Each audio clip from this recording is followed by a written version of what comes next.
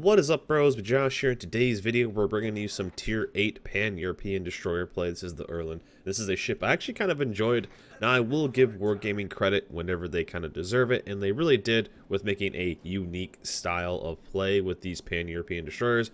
As you know, I'm grinding through these live on twitch.tv. As you can see, we play all these games live on twitch.tv. So come check us out, twitch.tv/mejosh. I'll put a link down below as always.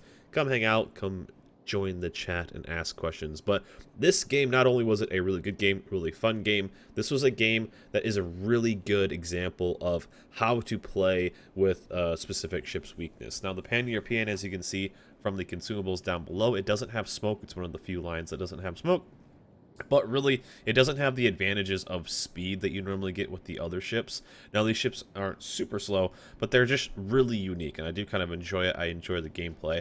But this was a really great example of just almost a worst-case scenario when it comes to being a destroyer. Not only is there a CV on the enemy side, which is a bummer, but we are going against ships that just really out-detect me. So you're going against an Orland, which is very low detection, 5.5, with a radar, which is double scary. We have a Cossack, again, 5.5, my favorite ship of all time.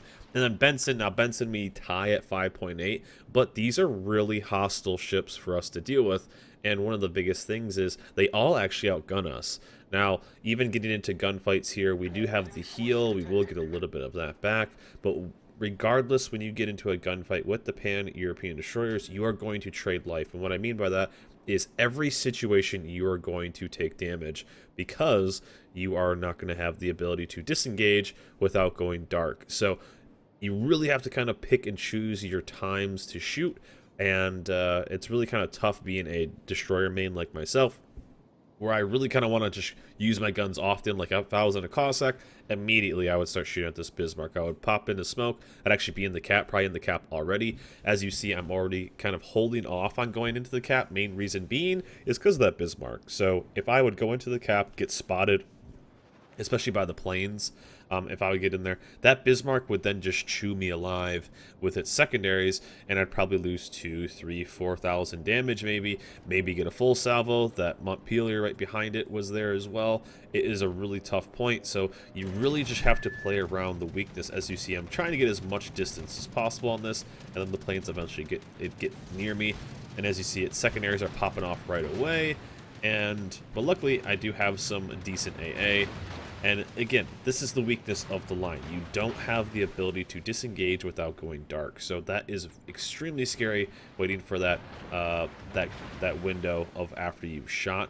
But again, you can see I wasn't really able to go into the cap for the reasons of planes, for the reasons of potential destroyers, because we really haven't seen all the destroyers. As you see down below in the map, we've only seen where the Cossack is, and the Cossack is down at B cap. We don't know where the other ones are. However, though, with that guy pushing away and without that cap getting capped, I figured that B cap's probably pretty safe.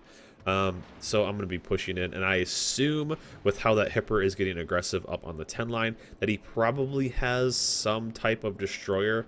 Now, again, every time I get close, there's planes coming in, so that's always a bummer. Again, you see me kind of starting to go in and pulling away, going in, pulling away, going in, pulling away, and this Cossack is kind of rolling in too. I'm trying to save him from taking a bunch of damage, so it's an awkward start. There's nothing about this game that just isn't straight up awkward at the start, as we're 4 minutes in and we really haven't done anything. We've barely even stopped the cap.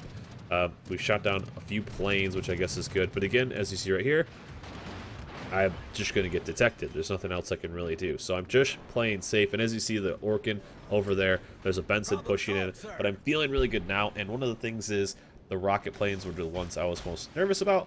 And we see the torp planes coming in, so I'm not super worried about it. So now I'm going to make my move and hopefully try to help out this Bismarck that's rolling in. Maybe try to get a kill on that Benson.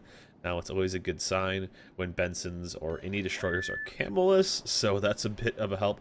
Also, you will see me with the Pan-European destroyers popping my torps almost on cooldown, trying to help out just because they have good range, 12 kilometers on these. They just have a very fast reload, and even though they don't hit very hard, you have the ability to potentially hit a torp or two, and that can really make up. So if I hit a Cossack, let's say, or the Cossack, let's say, with a torp, now even though the torp's only going to hit for 4,000 or 5,000 damage, maybe 6 on a high roll, You are then going to take a situation where that Cossack would have 100% beat me, assuming equal skill, to then I have a huge advantage and will probably win. Right there, our Cossack is going to kind of go a bit aggressive here for no reason, and then we found out that it was the rental weekend for the Cossack, so that was a bit of a bummer. But here, you see me just kind of holding off, really trying to wait for the right time, but the weakness of the ship is I just don't have smoke. I'm not able to kind of get aggressive on caps. I'm not able to kind of push up, and there's nothing I can really do. So there you see the limitations of the ship, but you will start to see what this ship can actually do really well when getting into later in the game. Again, that Cossack right there just doesn't want to play anymore, so he is going to get a little aggressive, just go open guns and kind of feed them a kill. But again, as I said, the torps on this ship are very fast reload, and you're going to see exactly what we try to do when getting into the fight here. Cossack is trying to just get his torps off and just hang out. But I was not feeling the best about this game at all because of things just weren't going well. Things were going well. I can't really pump on much damage on destroyers. I can't really do, have a big impact on the game right now. There's nothing I can really do. It's hard for me to get a kill. And then what do I see right here? I see a Benson. So this is pretty clutch because he is detected. I'm holding off on my shot, as you see. If I was in any other destroyer with smoke, I would have opened up there 100% because I could disengage. But now I just have to hold off. And since he's open firing, he just smoked, I'm going to unload on this destroyer. I have waited to kind of get my situation of where I can be effective. Again, instantly the secondaries are going off, but I waited. I saw the situation where he was going to get detected. I saw the situation where he was going to start lighting that up. He doesn't have smoke, I know that for sure, and we're going to actually be able to get a kill on a destroyer, which is actually quite nice because we've already lost one. We know he doesn't have smoke. We're just sitting here. We're going to take 0 damage to return, which is awesome, but also sad that we're going to lose our Cossack in the process. So a bit of a bummer here, but we will get the kill on that Benson, and we're on the board. So we will always take a good trade when it comes to that. But again, just really trying to figure out where to attack. Now it ends up working out really well that their entire team rotates over to decap, so they kind of line up for me, which is really nice. As you see the other side, it's the Orkin and the Baltimore versus that Cossack. Now they're probably taking damage from that side, but over here, I really need these guys. Now it's 2 North Carolinas and a Bismarck, so it's 3 battleships versus 2 cruisers and a battleship. And that Baltimore, or that Montpelier, is the most important. The reason that Montpelier is most important is because it is the radar ship. So we are starting to lose some more ships. We're down 3 right now. The Bismarck's going ham. Our North Carolina over there is just getting absolutely wrecked. And again, if I was in a smoke ship, I would unload. No big deal. Pop in smoke. I'd probably farm that Bismarck down to until it was dead. The Montpelier over there is getting absolutely wrecked, but I still need it to die. I'm trying to kind of, I can't really torp here because the Bismarck's in the way. He gets wrecked there, so I'm feeling a little bit better. And now this guy's just eventually there. It's close enough, so I'm just going to unload. There's really nothing we can do at this point. We need to get some, they end up getting the cap down south, but I need to start getting something going because we don't really have much map control and we're losing a lot of life down here. So he shoots a little bit low there, doesn't get too much damage, although he is taking that in, shooting some upper area on the Bismarck in the superstructure, trying to take out as much health as we can to help out this guy. Mainly try to keep one of our battleships from dying. So Bismarck takes him down. This guy is getting farmed. But one thing we can do is kind of go against this feeling pretty comfortable because the radar ship is now dead. Now the bummer is the Orkin is still over here. As we talked about earlier, that Orkin is a radar destroyer. And we found out where the last destroyer is, as the Cossack on their team went all the way through the radar ship, went all the way through the German battleship, and dev struck our CV. So super bummer. And here we saw that, and I think I even said in chat, like, well, this game's super over now. It hasn't felt good this entire time, but we are going to be able to hopefully pump some damage in on this Orkin, because if we can trade, you know, that's kind of what it seems we're doing right now, is trading just a situation for a situation. We lose a ship, but we kind of take control. I get a kill there. We're sitting okay, but we are still a tier 8 ship without any smoke. We can't really farm, We do have some torps, and they are kind of positioned really well. We have some cap advantage. So it's not feeling good because they have a top tier CV, but we are taking advantage of what we have. And we got pretty lucky with them having the strongest of destroyers. So there's the hat trick right there. And we see 2 North Carolinas here. This is fantastic because, you know, they're not going to be super high secondary battleships, which is really nice.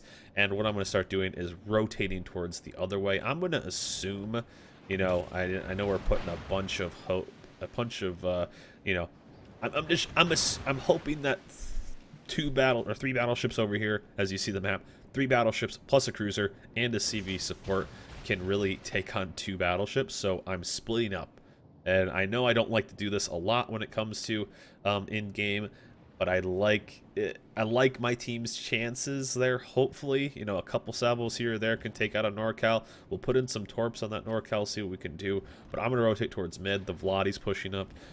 I just have to assume that those guys won't super fail. Down goes the Odin, which is a bummer, and the Cossack is taking a cap. He does get reset. And again, not feeling super comfortable at this point, but we are using our strengths. And he is actually going to take a couple torps here. I think he does. I don't remember if he gets actually... oh, no. There we go. So we got a couple torps. He does flood. So we're using that torp reload as our advantage.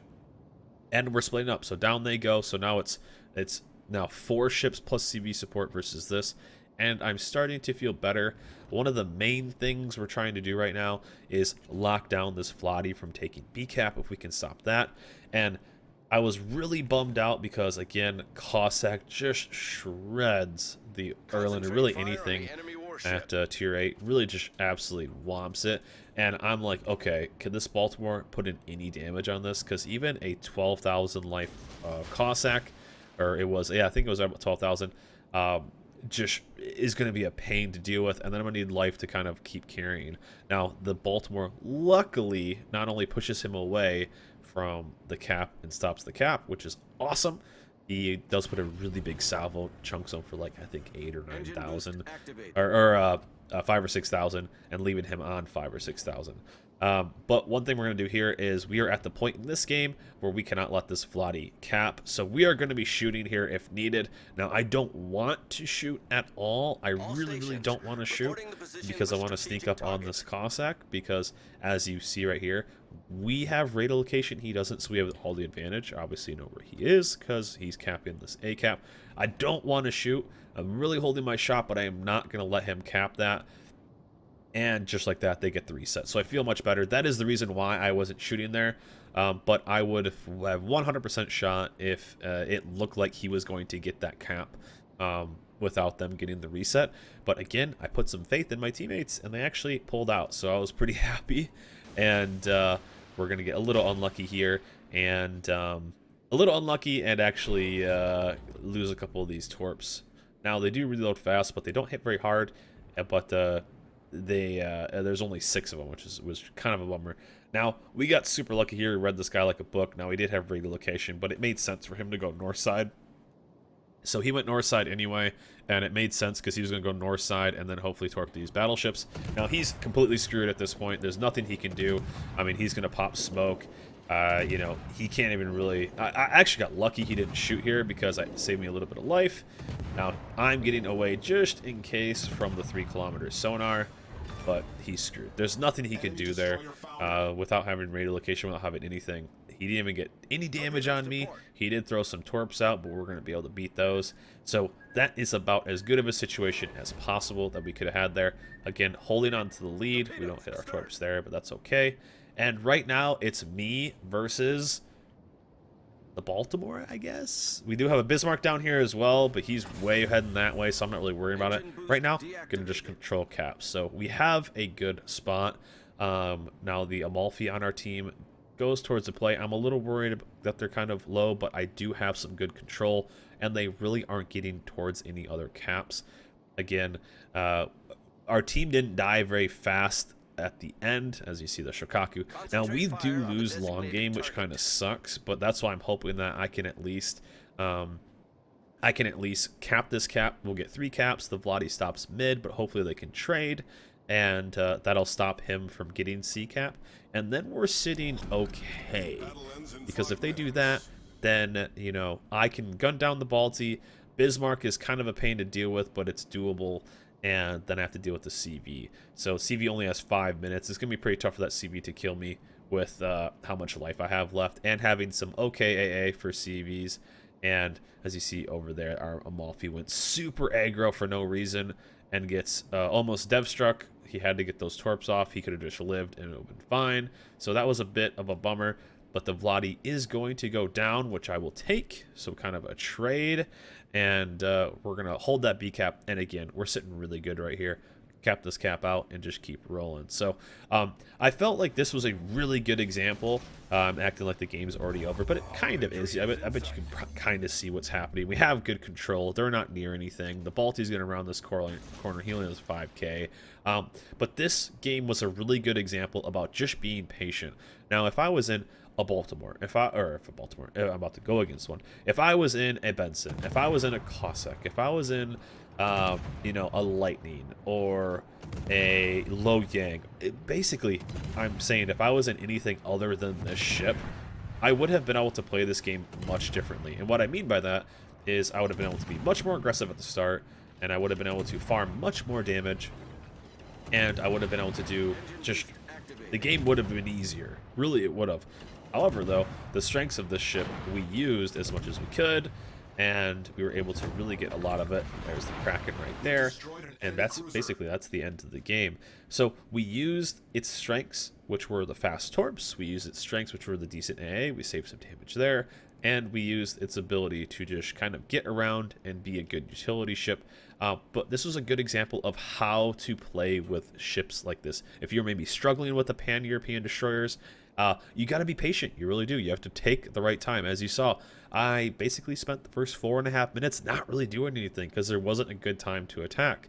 And a good example was that Benson. We caught the Benson out, firing in the open, not having smoke, not having you know, really anything to go with, and that's when we finally shot. You saw when we got to the situation of the Bismarck, where we killed on the other side, we finally had a situation where we could fire, and it was overall just good. So we played around, we played the cap game, and that's really what you have to do with these types of ships. You just have weaknesses. Now, sometimes people they just try to like manhandle it in a way and kind of, okay, well, I'm just going to keep playing the way I like it with the ships, and they don't have very good success. You know, this is why I don't recommend this line for anybody that is new, because it is not a new player friendly line. Not having smoke is absolutely brutal, just like the French destroyers, like some of the Russian DDs as well.